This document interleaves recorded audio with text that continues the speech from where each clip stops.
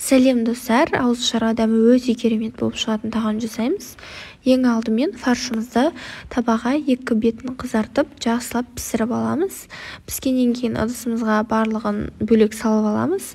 Мен араб пышақпен картошкаларды осылай кесіп, майға қуырып алдым. Басқа қазанға майымызды құйып, үстіне пияз бен көк пиязымызды салып, 1-2 минуттай қуырып аламыз.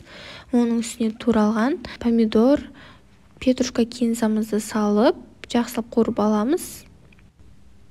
Оның үстіне томатпен, болгарскийдің томатын қостым мен. Араластырып, үстіне су құямыз. Қайнағаннан кейін қуырған картошкамызды саламыз. Оның үстіне фаршымызды саламыз. Жақсылап араластырып аламыз. Үстіне дәміне қарай тұз, қара бұрыш, қызыл бұрыш қосамыз.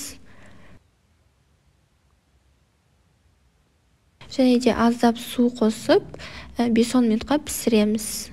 Ас болсын, өте оңай әрі пайдалы тағам. Міндетті түрде жасап көріңіздер.